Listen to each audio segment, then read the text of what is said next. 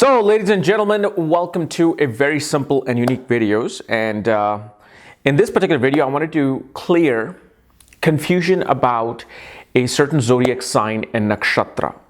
I think everybody tries to paint, these two particular things, the zodiac sign and this nakshatra, meaning the constellation in the sky, as quite malevolent, like the villain or the rock of the zodiac. And through my readings, through my learnings, it has turned out to be quite opposite. So let's first talk about the nakshatra. And if you're coming from some like a Western astrological perspective, nakshatra is simply a constellation in the sky. There's 27 constellations and 12 zodiac signs. So the constellation that I want to talk about is known as Ashlesha Nakshatra, and it occurs in the zodiac sign of Cancer, and it occurs around 16 degrees of zodiac of Cancer all the way till 30 degrees of Cancer. So actually, no, it occurs around, 17 or 16 something. So, Ashlesha Nakshatra. See, one of the clear things that we think of when we think of Ashlesha is a snake. And that is one of the biggest misconceptions. Because once you just understand and clear yourself off of this misconception, then everything else will just follow through. So when we think of Ashlesha, we think of snakes. But it's not a snake. Ashlesha is not a snake. Ashlesha is a Naga. Nagas are different than snakes.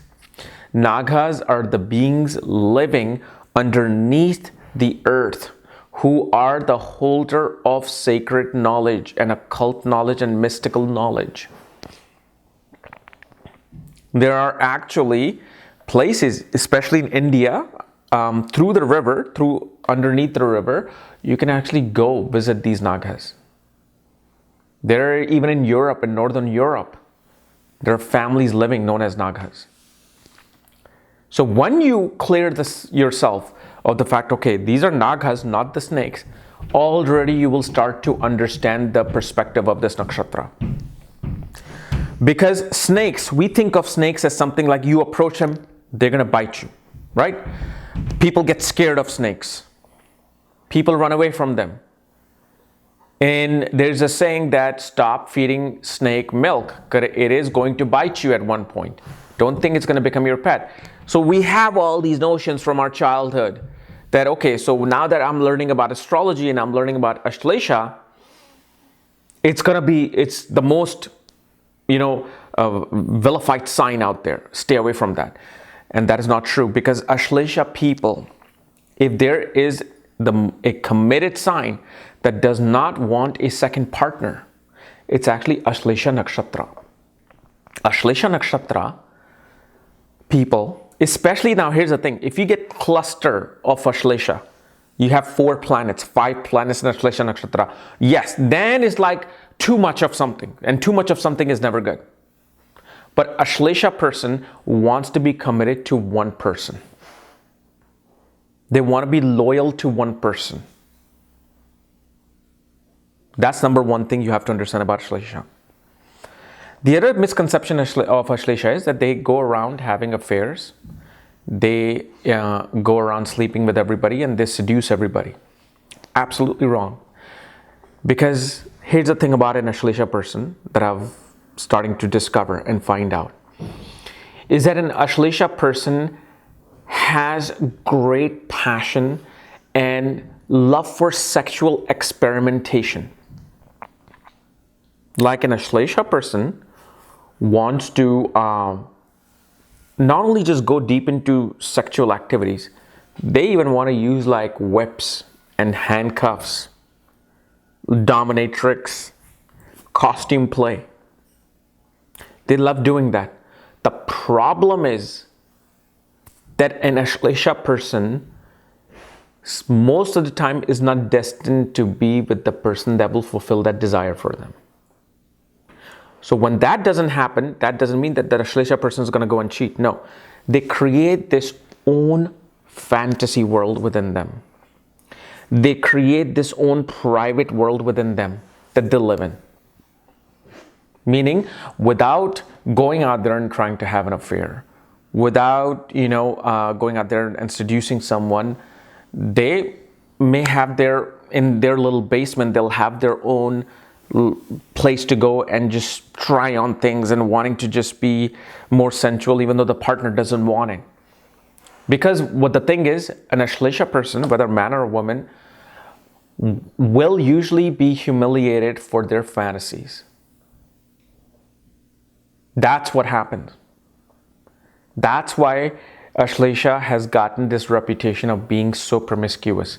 Because if a normal, let's say a cultured Indian woman marries a guy who's quite modern, okay, let's say you get some girl from West Bengal, you get some guy from Mumbai, and the guy has Ashlesha and he wants to experiment, he wants to do things sexually in the bed, and she would refuse that because it's a conservative society.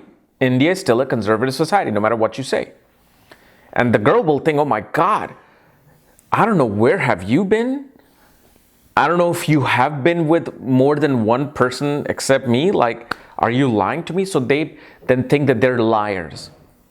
The other person will perceive the Ashlesha person to be a liar because they have such fantasy that how can this person be just committed to me? Oh no, that's wrong. You're lying to me. And that's not true. If you only have, let's say, a single, even 2 planets, or even maximum 3 planets in Ashlesha, I would say 2, definitely, a person will just want one person to practice their sexual fantasies, the sexual tantra.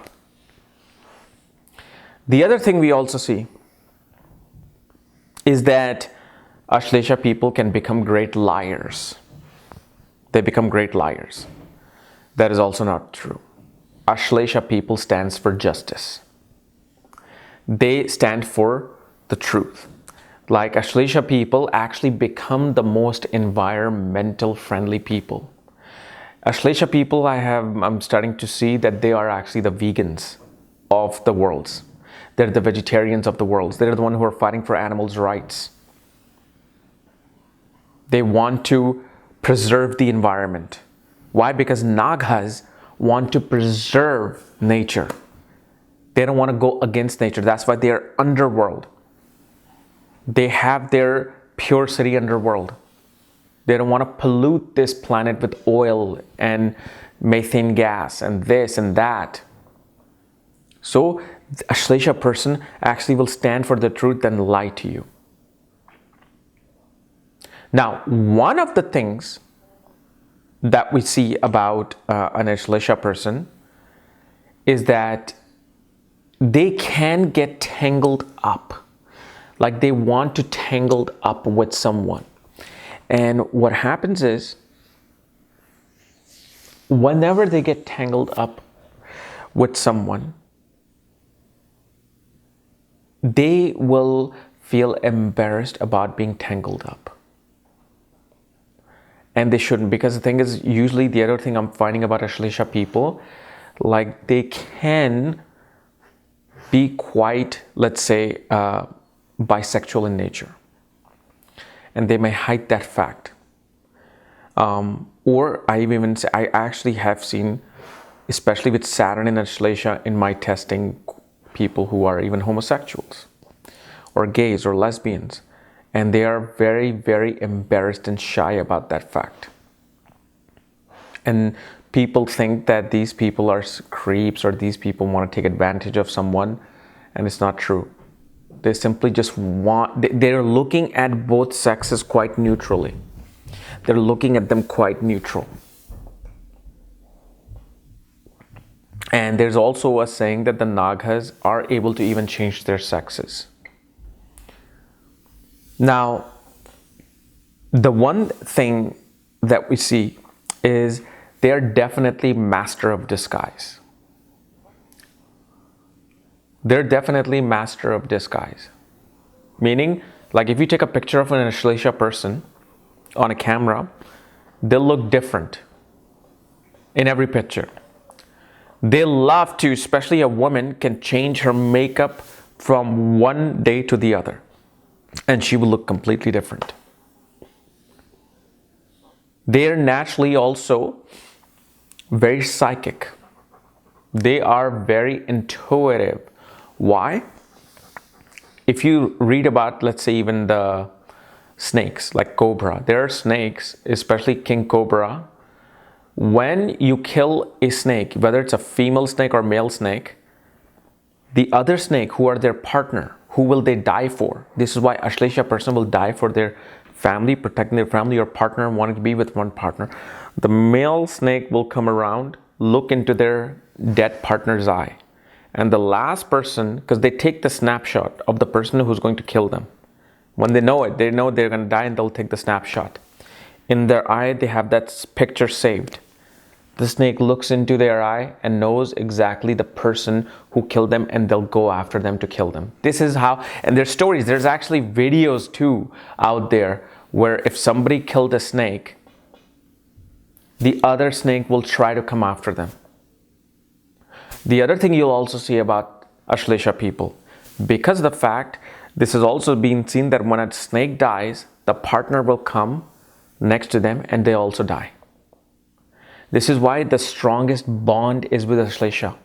If you want a committed partner in your life, if you want someone to be there to give you that commitment, the love, that passion, that lust, it's Ashlesha. Many people run after Rohini. Like I want a woman with moon in Rohini, because I get these in my readings. When I do nakshatra readings or relationship readings, I have this girl or I have this guy, he's a Rohini moon, and I just want this person because they're so peaceful, they're so nice. That's actually even more dangerous than Ashlesha. Like they say, Rohini is the queen, Purva Falguni is the courtesan. Meaning that the Rohini person, and not all, but I have seen this in my own learning and experimenting, that a Rohini person shows that seduction from outside to gain power over you, but inside they could be empty. If the other nakshatras are not present in their chart, they're quite empty when it comes to actually, okay, now giving it to you. They'll seduce you first with their eyes, with their beauty, because they want to get that power over you. But once they get it, then there's no substance within. So more than anything else, Rohini is actually more prone to affairs, more prone, to jealousy and obsessiveness. But Ashlesha is like this dancing snake. You're scared of snake, but the thing is the snake wants to just dance. Snake wants to dance. Ashlesha people also make excellent dancers. But that's one of the misconceptions that I wanted to, and there's a lot more nakshatras that I'm now finding out that what I thought as this negative, malevolent nakshatra, they're turning out to be actually quite sane. And the one that we run after, moon is exalted in Rohini, or moon loves to be in Rohini, is one of his favorite wives. That's actually becomes more of that energy that you want to keep that distance from. But again, not even Rohini person will be like, no, that's not true. Why? Because a chart is like a painting. If Rohini gets supported with Jyeshtha nakshatra, okay, you can definitely see something is there.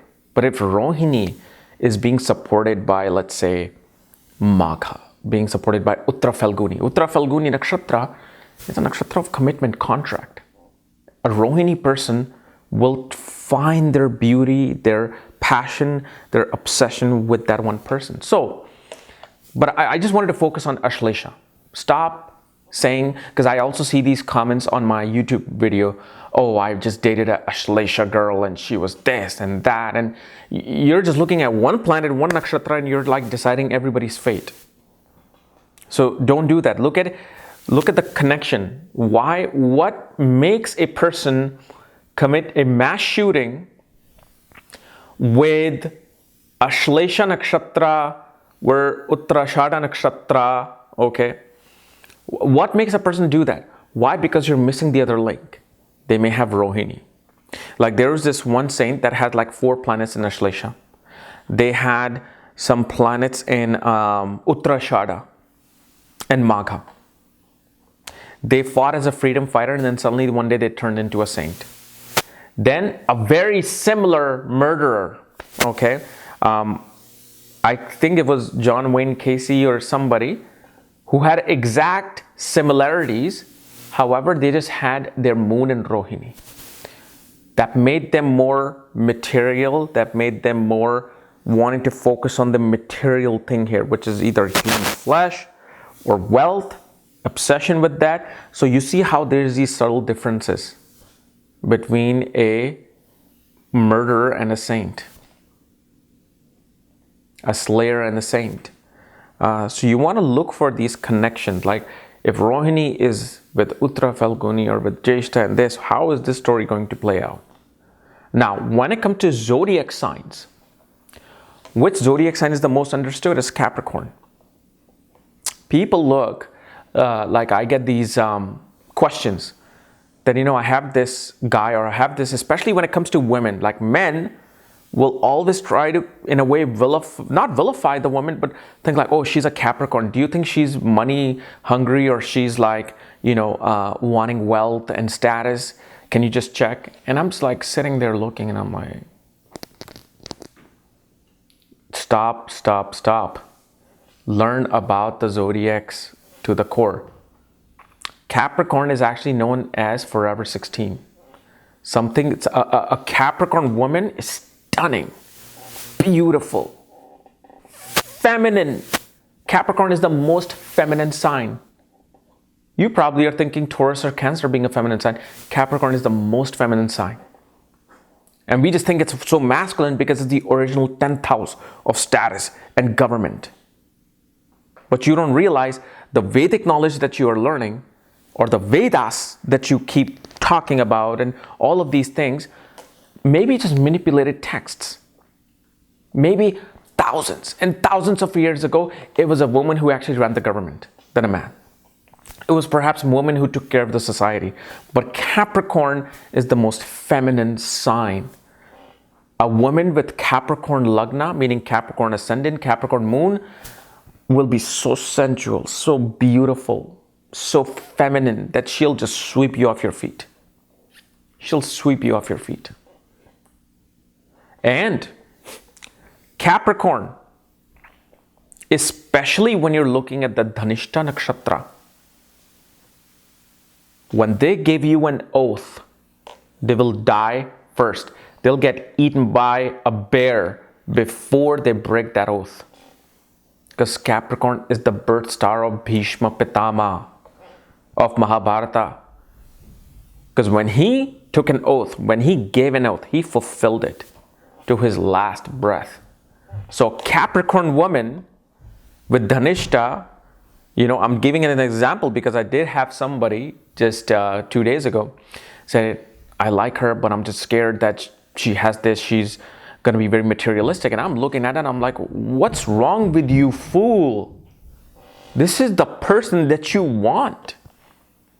She's going to be, when she gives you an oath in front of that fire, you will have a princess for life. So stop looking at Capricorn as this sign of wealth and status and sign which kind of like wants the material things. It has its place. Why? Because in this society, can you live without working? No. Can you live without not getting a promotion and keep having the same salary throughout life? No. Because through inflation, things will become expensive. You need a raise. Can you live without not going from supervisor to a manager or a normal worker to a senior executive? No. Your mind will not allow it. You're like, what the hell? So those things are there with Capricorn, but don't look at this as the end all and be all. It's just the basic necessity of life. We all look for status. But when it comes to understanding this sign, it is the most feminine sign. It wants to take care of society. That's why it's feminine. It wants to give itself.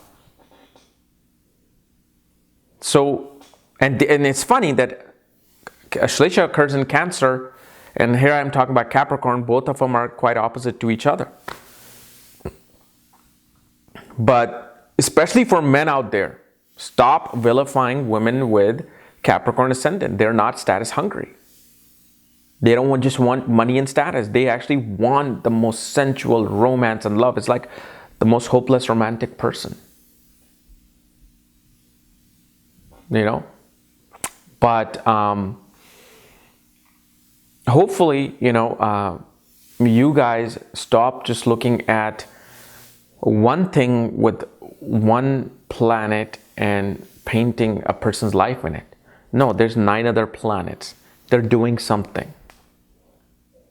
Okay, but just wanted to clear this out. So anyway, if you're new to my channel, subscribe below. Again, if you want to know where your planets are placed, if you have a planet in Ashlesha, Rohini, or you have Capricorn moon or ascendant, check out the links here. Check out my full astrological report, including my books and reports, constellation, and link to my school, Maga Vedic Astrology Academy, where I'm currently teaching nakshatras and aspects and all the amazing stuff of astrology. So anyway, we will see you later. Bye-bye.